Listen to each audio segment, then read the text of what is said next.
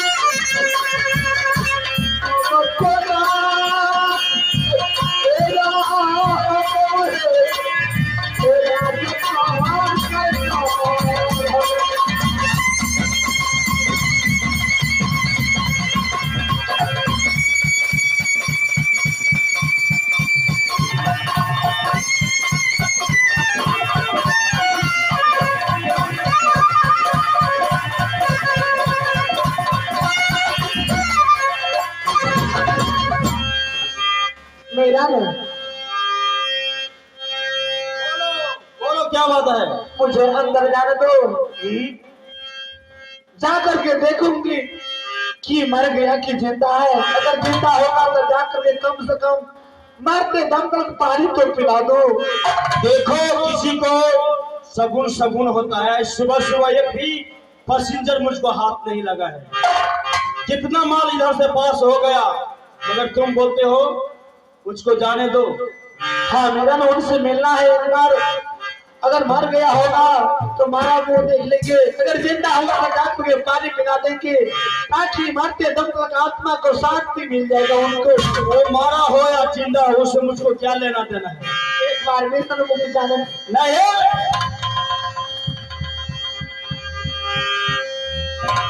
एक ही हाथ से ताली नहीं बजता है। ताली बजाने के लिए दोनों हाथ। बोले कर रहा है कारागार में पोर में काटी ने मार दिया है। मर गया मेरा न अभी चिंता है मुझे जाने दीजिए मेरा न। देखो, अगर जिंदा होगा तो जिंदा होगा, अगर मर गया होगा तो मर गया होगा, इसमें मुझको क्या लेना देना है? नहीं मिलन, अभी बहुत आने हैं, कम से कम मिल ले तो नहीं। मिलन।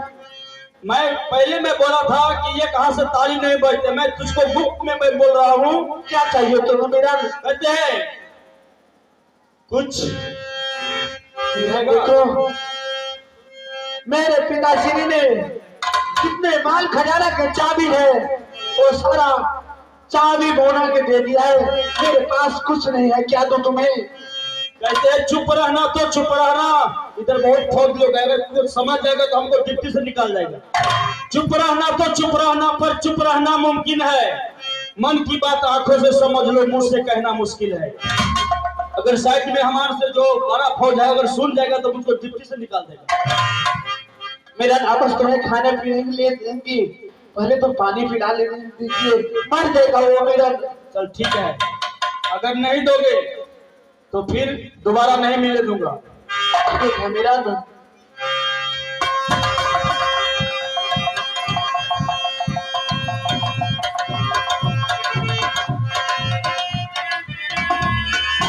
सम्राट, आपके लिए मैंने जल लाई हूँ, कम से कम जल तो पी लीजिए। क्या करूं, विधाता की गति कुछ जानी नहीं जाती है, पल में परले कर देते हैं मनुष्य की, मुझे तो कोई गलती नहीं है।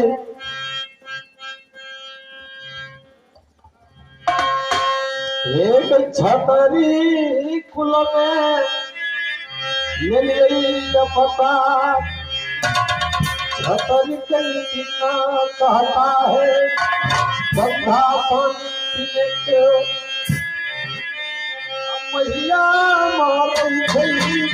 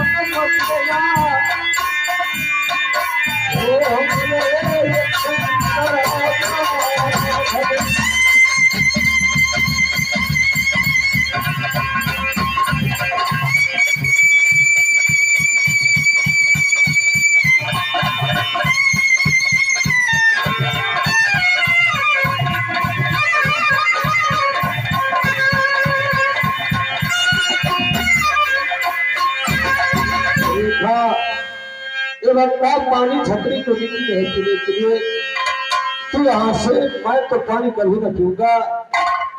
यहाँ से कोई खबर हमारे चाचा उड़ेचन को, मेरी माता को, सोना को खबर बना दो, नहीं तो मैं मर जाऊंगा, तो तू भी विधवा हो जाओगी और तेरी जो सुंदर पनवा है वो भी विधवा हो जाएगी।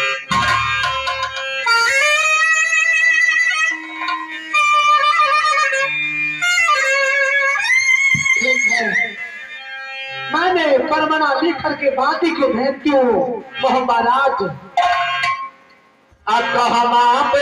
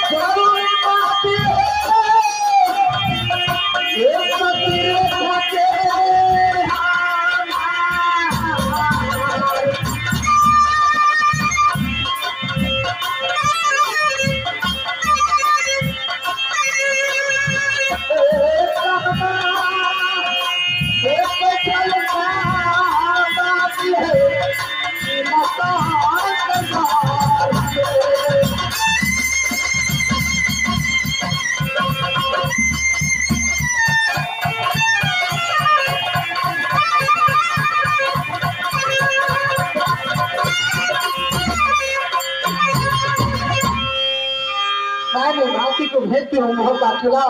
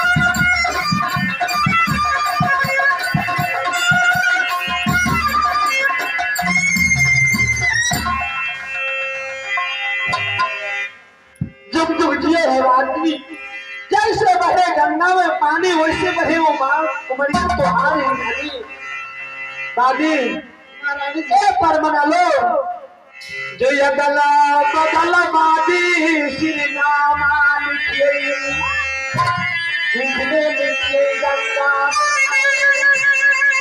सात सलामी सासू सोना की। हे सासू जी, आपको बेटा शंकर घर में बांध ले चुका है, परमाना जाते हुई देर मत लगाना, नहीं तो बेटा तुम्हारा शंकर घर में मर जाएगा सासू। इन्होंने मैंने सारा कहानी लिख दिया हो, जा करके मोहब्बा किला में कोई सुबह भेटे, न तो सोना सासू के परमाना दे करके तुरंत आना वादिन चल जमादी जाती है बादल की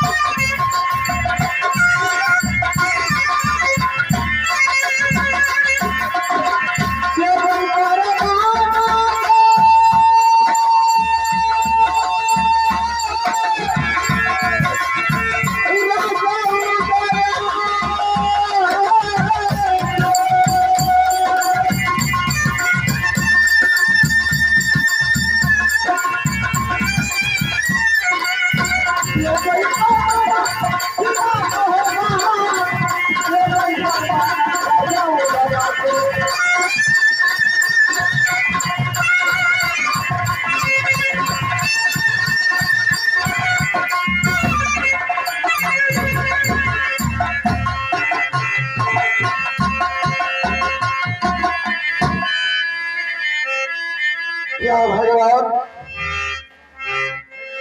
बेटा इंद्र निकल गया किला मोहब्बा से, या अभी तक कोई खबर, कोई किला से नहीं आया सोना के पास।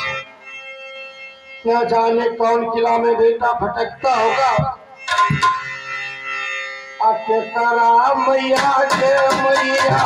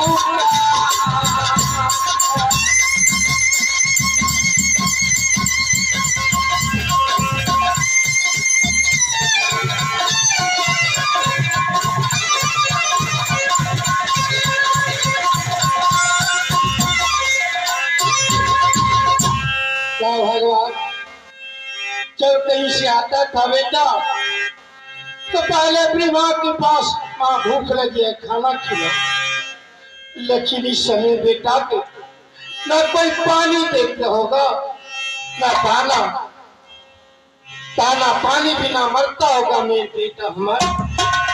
भगवान हे माँ दुर्गा, मैं बचपन की पुजारी हूँ माँ, या तेरी सहायता करना मेरा बेटा की माँ। मैं कल जोड़ के मैं तुम्हें विनती करती हूँ माँ। माँ कहीं से कोई खबर या आकाशवाणी से चाहे तू आके मेरी माँ बताओ कि तुम्हारा बेटा जिंदा है माँ।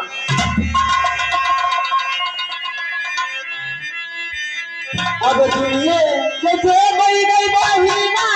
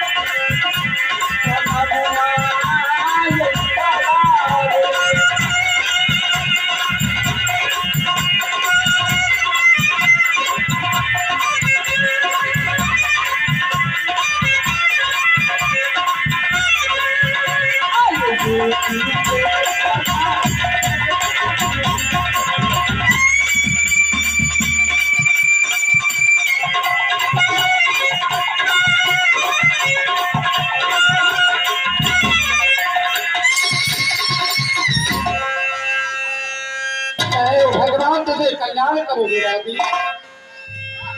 महाराज हाँ बताओ, किस लिए आया, कहाँ से आई तू? शंकरगढ़ से आई महाराज जी। शंकरगढ़ से? हाँ महाराज जी, अच्छा, किस वास्ते आया तू बादी? परमाना लेकर आई हूँ महाराज जी। ये शंकरगढ़ के परमाना है। सुनो बादी, मैं पढ़ के देखती हूँ। भगवान एक काम करो बादी, क्या महाराज जी? तो चलिए जाना शंकरगढ़, मैं फिर से परमाना लिखती हूँ। भगवान इस समय मेरा बेटा लौटा या कारागार में बन जाए। भगवान बादी तो एक काम करो, मैं परमाना लिखती हूँ, तू तो देवर को पुगा दो। थोड़ा दिन बंगला है मेरा देवर की बादी, क्या पुगा सकते हैं बादी?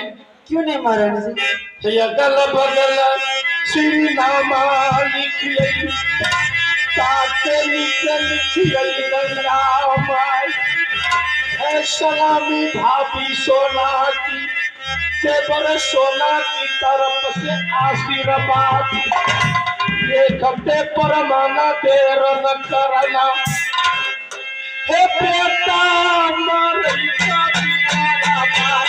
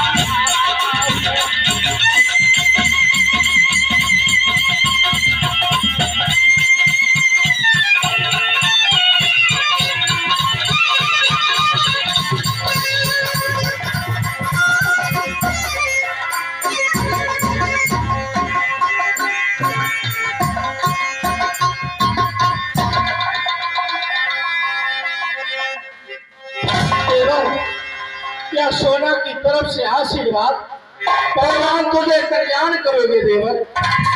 अब सोना, देवर क्या इंदल का कोई खबर आया है? हाँ देवर, या जिस बेटा के आप या रोज जांग पर बैठा के खाना खिलाता था देवर, उतना मैं नहीं पूछता हूँ उस वक्त। हाँ ये पूछता हूँ ये है कहाँ? वही तो मैं बता रही हूँ देवर। से बता, या शंकरगढ़ में, या बिना जाना पानी के, या बेटा मर रहा है देवर। शंकरगढ़ में है। हाँ बादी ने उधर से परमाना लेके आई देवर। शंकरगढ़ का शिवबाना डाको। हाँ देवर। हट जाओ देवा, बोलिए भैया।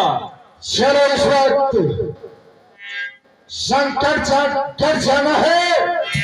बेटा इंदल कारागार में बांधा हुआ है, विलंब होगा। अरे भैया, तो मर ही सकता है। अरे भैया ध्यान से सुनिए। सुना, शंकरगढ़ कैसे जाओगे? कैसे जाओगे? अरे भैया, तू भी मारा जाओगे, वहाँ हम भी मारा जाएंगे। कैसे मारे जाओगे? पौना डाकू को बात किया है ना? क्या नहीं? पौना डाकू को भैया पास में बारहवीं शास्त्र है। ब्रह्मचार जिसे कहता है, पाना का पास है।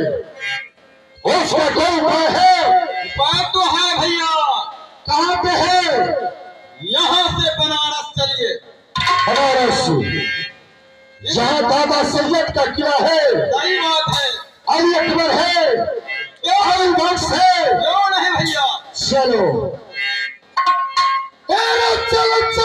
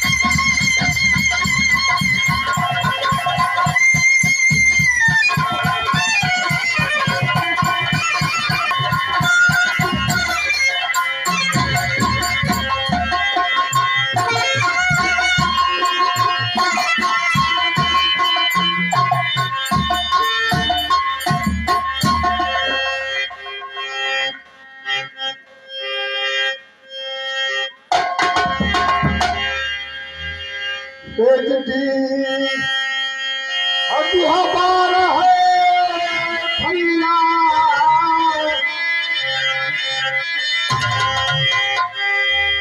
नगर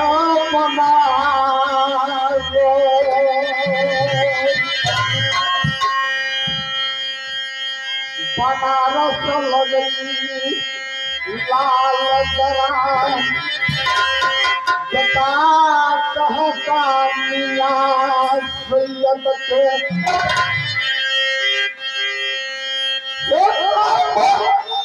हमारा आलिया का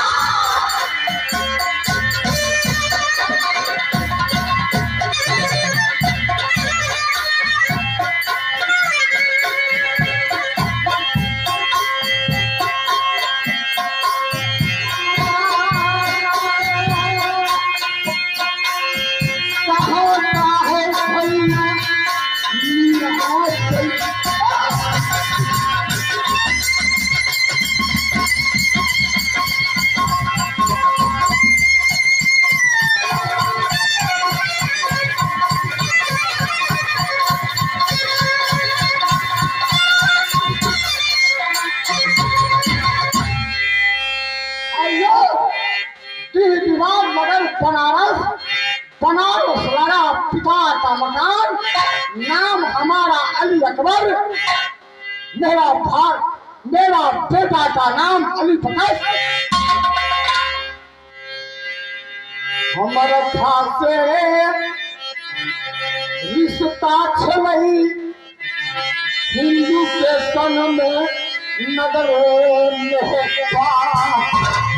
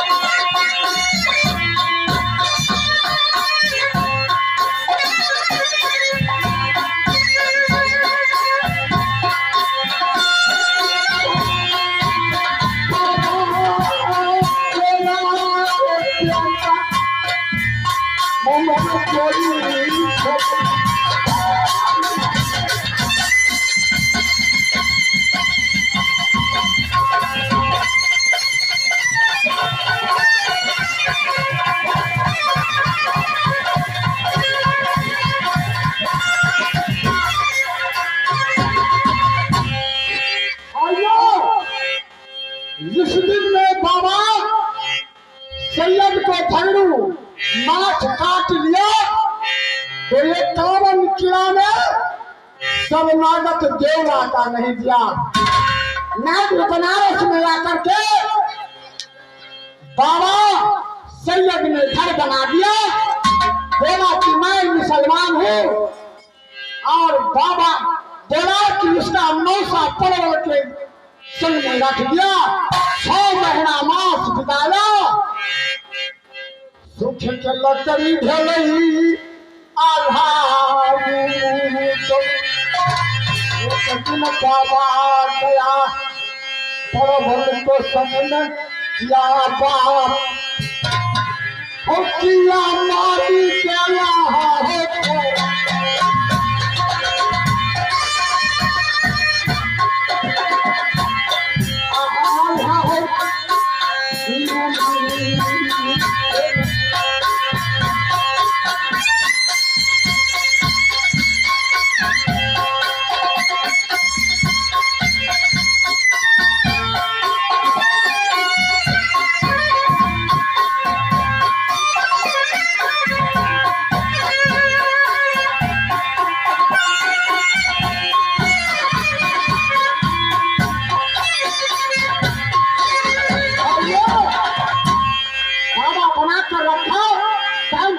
हो गया, इसलिए हम लोग शॉर्टकट में मार रहे हैं। बाबा बोला कि बनारस में हम हिंदू के संग में जाकर के संग में दोस्ती किया, दोस्ती जिंदगी भर निभाते रहो। और हिंदू के संग में दोस्ती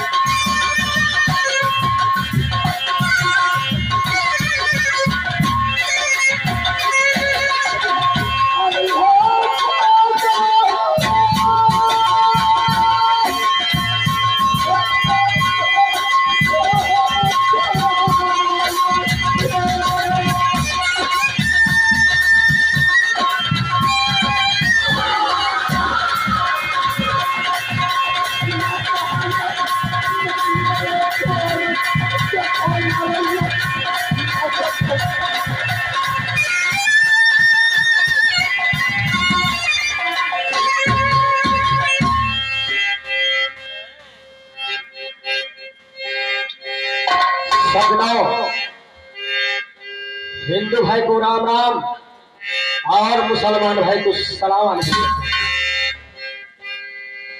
ये जीती हदी हमार भैया लागे बनारस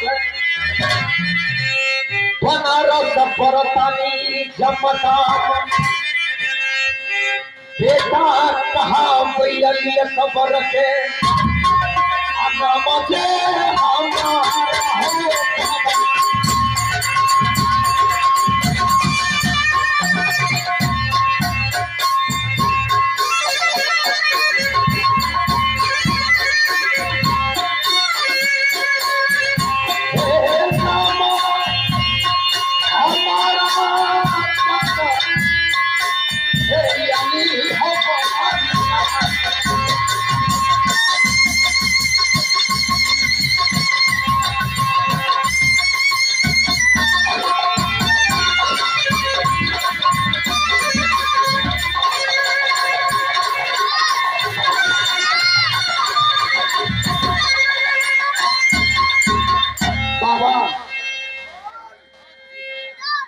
बैठो बंगले पर, मौत के बैठता हूँ बंगले पर, शवाए बेलारी स्वाद नहीं देखता हूँ कोई किला से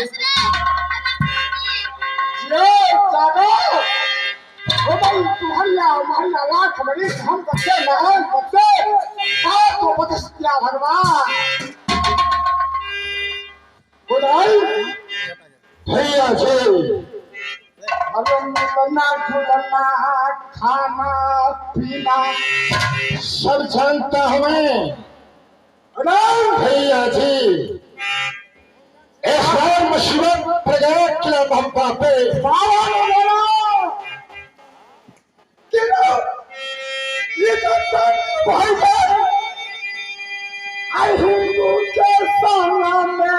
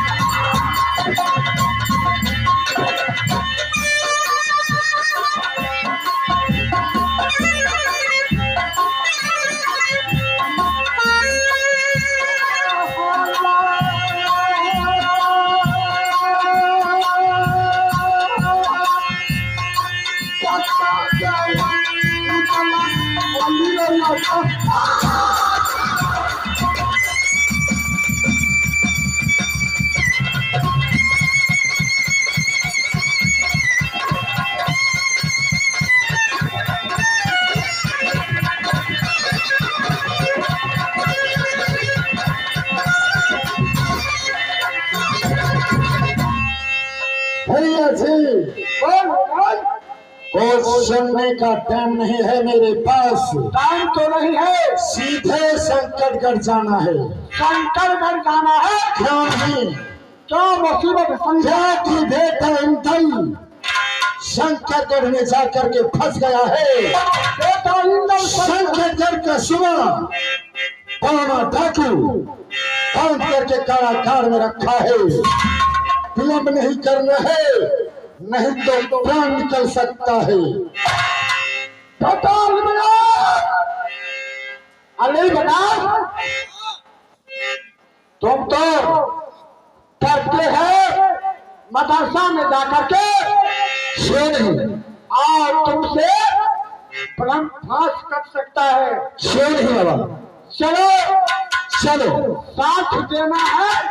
चलो चलो चलो चलो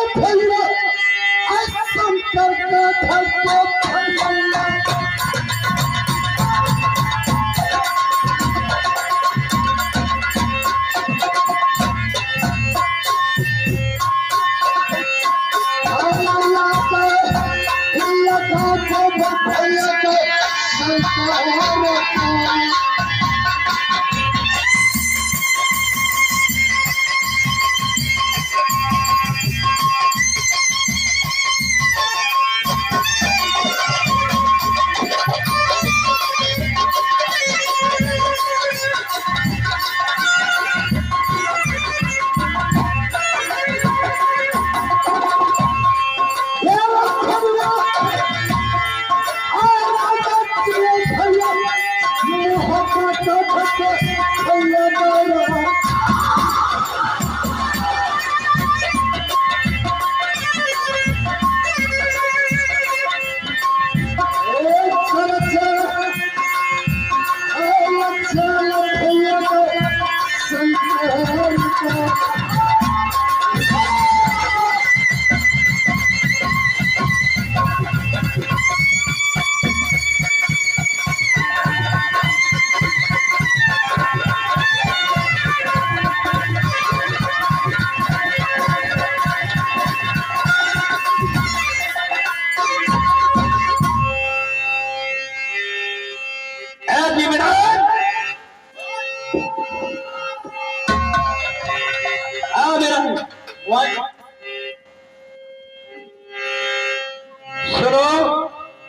कहो। कोई आवाज सुनाई देता है? हाँ थोड़ा थोड़ा आवाज। एक हाथ करके खुलवा में नहीं सोना चाहिए।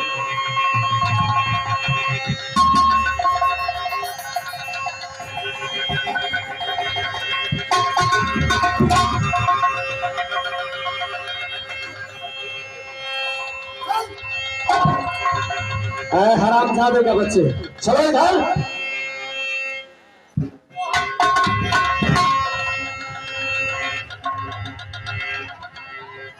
कौन है बाना? कहाँ भाग करके जा रहा था? नहीं कहिए सर, हम पर हाथ सब चले दौड़ भगा। साला तो इस वक्त भाग करके जाएगा कहाँ? हम भाग सकता है? नहीं, वो जब पैसा चले खसमते हुए यहाँ आने गए थे हम। पैसा लाने के लिए गया था। भैया चलो सर हो जाओ तुम। ए भाना, बोलो। तुम्हारा नाम बाना है? क्यों नहीं, मेरा ही नाम बोला है।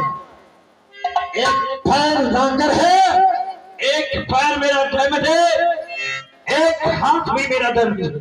एक हाथ हिल्लून है। क्यों? एक हाथ से तो बेटा इंदल को बांध दिया। क्यों नहीं? हेलो जिंदा, आज चलाते बुखारी शंकर को।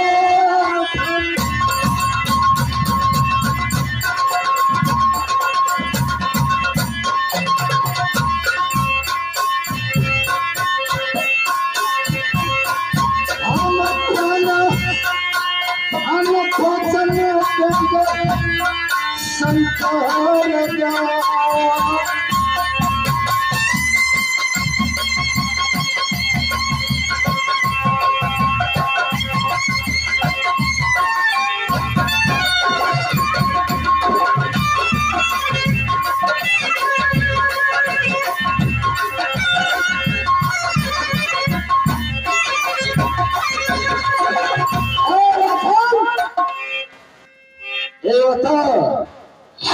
होता है तो बंधुआ खोलेगा, बंधुआ या नहीं?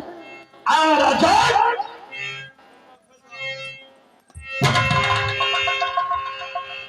बोल, इस दरवाजे पर कोई भीख मांगने वाला नहीं है। जो भीख मांगने भीख मंगनी मिल जाएगा।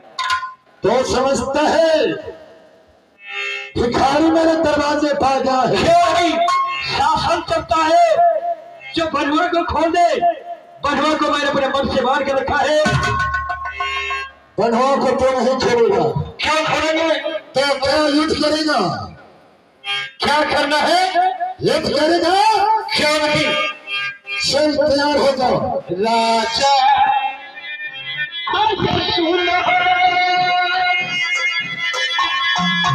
मोहब्बत बहुत तैयार।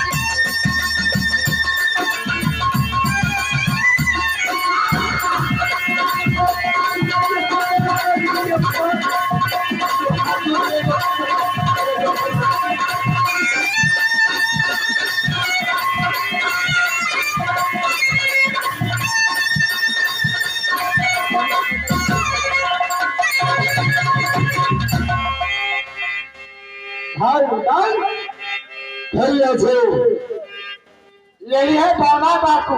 यही है, ये बौना बाकू से लेकिन समय अभाव के कारण कुछ तेजी में आगे बढ़ना पड़ेगा। जब नहीं बढ़ना तो पड़ेगा। मजा तो आता है जब छोड़ दो, इसीलिए कि हम लोग अब इसका क्या करें, पहले इससे संग्राम करो, क्या नहीं अब अली पकड़ करेगा पीछे, और पीछे में तो तुम्हारा भाई अली अगर खड़े हैं, क्या नहीं बोल के किधर जाएगा किधर चल चलो। हे भाना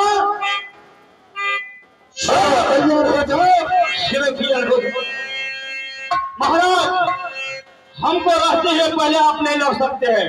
क्या ये लोग हमको कायर समझता है? हम बहुत बलवान है। मैं कैसा वीर हूँ मैं बताता हूँ। मैं महावीर मजबूता, मैं एक चुटकी से नहीं जीतता। मैं महावीर मजबूता, मैं एक चुटकी से नहीं जीतता। सौ खुशा में पापल तोरा कहलाता रजपूता, मैं महावीर मजबूता।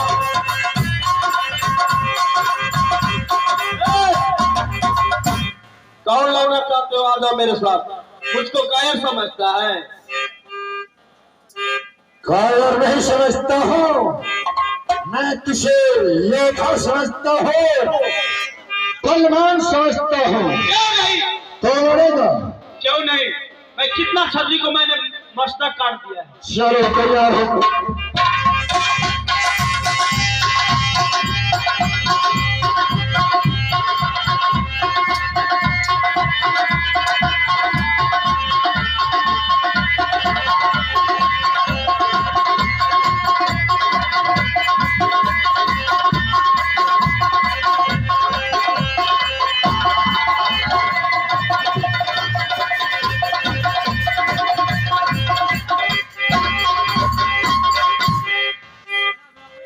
महाराज, उसको सीने में तलवार घोंप दिया है।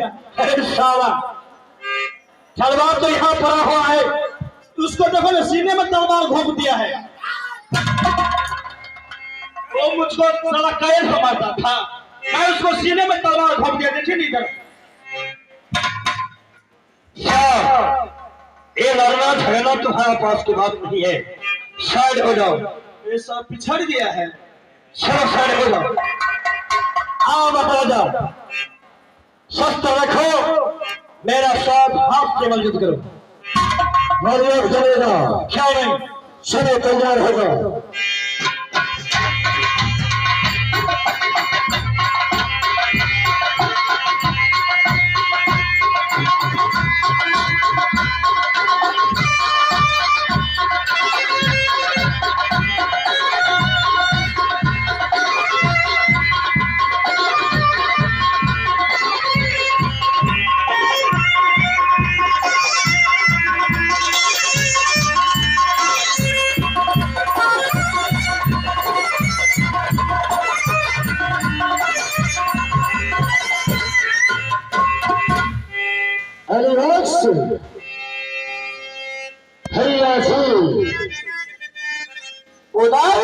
यहाँ ताकत की लड़ाई नहीं है। बोला कि ताकत का लड़ाई नहीं है, ये लड़ाई इसका पास ब्रह्मजाल है।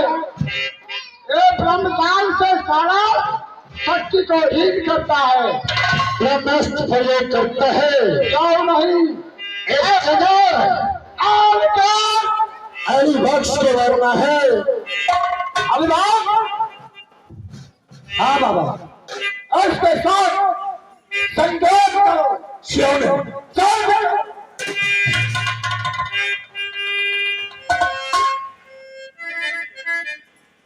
महाराज, युद्ध में दो चीज का जरूरत होता है। क्या चीज का जरूरत पड़ता है? आप लड़िए, हम गाली देते हैं। सारे मेरा दिमाग मत खराब रखो।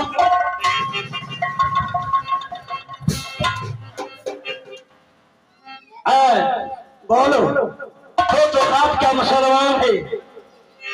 इस रण क्षेत्र में क्यों आया है? तुमसे मेरा क्या बैर है? हमसे तेरा क्या बैर है? रण क्षेत्र में मरने के लिए क्या होता है? मरने के लिए कौन चाहता है, लेकिन आज जिस तरह तूने भैया इंदल को बांध कर रखा है, इसलिए आज बोना सुन रे लगड़ा रे पी, रे पचरा रे पारी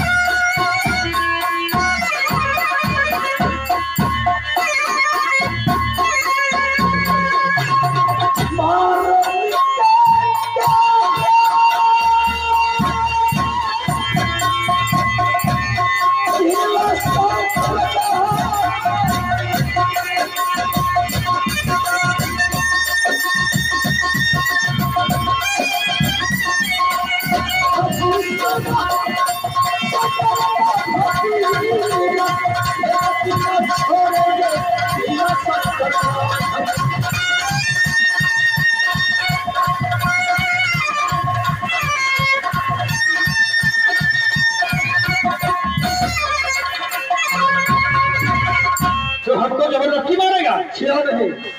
क्या कसूर किए? कसूर तू नहीं किया है, इसलिए कसूर किया है कि बड़े भैया इंद्र को तूने पास कर रखा। अरे बड़े भैया इंद्र चोरी करेगा, झगड़ा करेगा, उसको छोड़ेगा नहीं। चोरी किया, चोरी नहीं करते हैं। सुनो, बोलो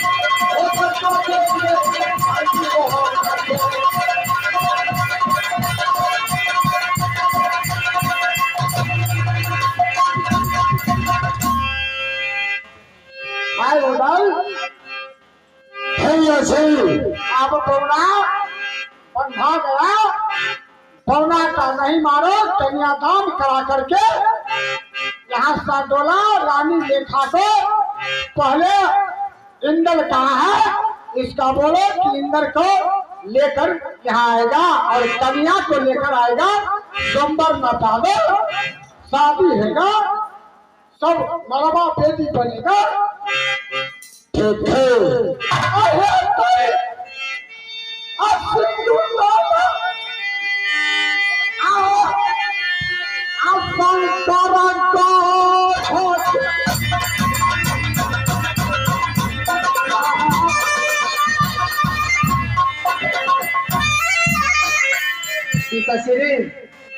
मैं वो बारात शादी नहीं करूंगी।